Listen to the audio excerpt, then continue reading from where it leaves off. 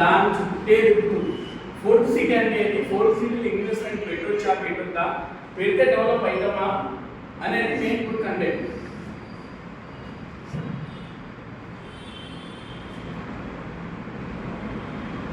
అయితే ఇది సక్సెస్ ఎట్లా అవుతుంది, ఇంతకుముందు అయ్యిందా అనేది నేను చెప్తా. ప్రీవియస్గా మీకు చెప్పినాను కదా జనరేషన్ గ్యాప్ 1920 నుంచి 2040 వరకు ఎట్లా అనేసి.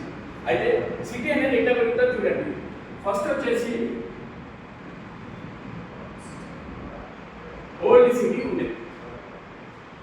తెలంగాణ ఆంధ్ర ఉమ్మడి ఆంధ్రప్రదేశ్ ఉన్నప్పుడు సిటీ అంటేనే ఓల్డ్ సిటీ.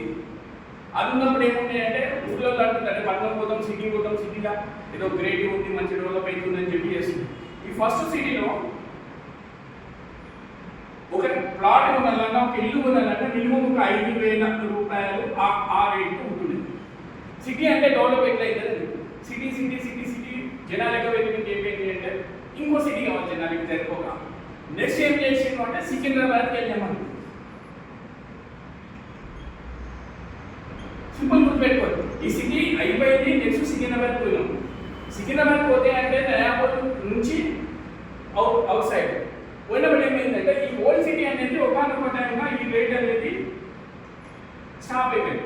సికింద్రాబాద్ పోయినా కదా 5,000 రూపాయల గజం ఉన్నది వచ్చేసి ఈ రోజు రేట్లో వచ్చి చూస్తే మినిమం 50,000 నుండి 1,00,000 రూపాయల వరకు per square yard.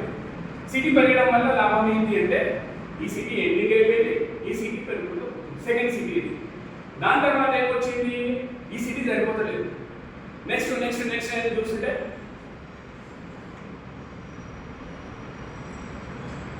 Hitech city వరకు పోయినాం. సిటీ పెరిగితే డెవలప్ అవుతుందా కాదా అంటే ఎగ్జాంపుల్ ఇది. ఫస్ట్ సిటీ పోయినాం, ఎక్సలెంట్ రేట్లు ఉండే. దాని తర్వాత నెక్స్ట్ సిటీ వచ్చింది, సికింద్రాబాద్కి వచ్చినాం, 50 నుంచి 1,00,000 రూపాయలు నడుస్తుంది. హైటెక్ సిటీ వరకు వచ్చాక కదా 1,00,000 రూపాయలు డిశ్చార్జ్ చేస్తే 10 లక్షల వరకు పోతుంది పర్ స్క్వేర్ యార్డ్. 1 ఎకర్ వచ్చేసి 100 crore పోయింది. రీసెంట్గా 1 ఎకరము 100 కోట్ల రూపాయలు పోయింది.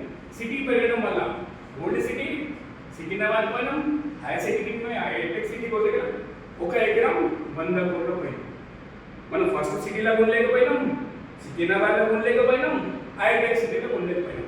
రీసెంట్గా అంటారు మా తాత ఎప్పుడో వచ్చాడు 10 రూపాయల గజం ముందే కొనలేదు, మా ఫాదర్ వచ్చాడు 100 రూపాయల గజం ముందే కొనలేదు, నేను కొనలేదు.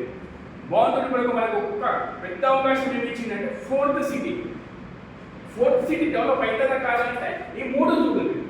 First city excellent, second city దానికన్నా డబుల్ ఎక్సలెంట్, థర్డ్ సిటీలో కాలిగిన పెట్టలేదు అంత రేట్లు. ఇప్పుడు ఫోర్త్ సిటీ. ఇప్పటికి ఇలా 100-200 గజాలు చాలా పడుకుంటే ఆనంత దుర్మార్గుడు లేడు. బాగుంటుంది. ఏం చేసిందంటే 3 అవకాశాలు ఇస్తారు జీవితంలో. మనకేం చేసిండు అంటే ఫోర్త్ సిటీకి అవకాశం ఇచ్చిండు. ఇలా ఇప్పుడు ఇన్వెస్ట్మెంట్ పెట్టి కొంటే ఈ 3 ఉన్నాయి చూడండి, ఇవన్నీ వదిలిపెట్టేసి ఇప్పుడు 100 కోట్లు ఉన్నది కదా, ఒకనొక టైంలో 1000 కోట్ల కింద ఎక్కడ 1000 కోట్ల కింద ఎక్కడ కావచ్చు. ఎందుకంటే స్టాటిస్టిక్స్ చూడండి, ఓల్డ్ సిటీ రేట్ ఏంటంటే సికింద్రాబాద్ రేట్ ఏంటంటే హైటెక్ సిటీ రేట్ 100 కోట్లు ఉంది 1 ఎకర్ ఆ ఏరియా. ఫోర్త్ సిటీలో ఊయినంత వరకు ఇన్వెస్ట్ చేసి కొను పెట్టుకుంటే 1000 కోట్ల వరకు మోర్ దెన్ దాట్.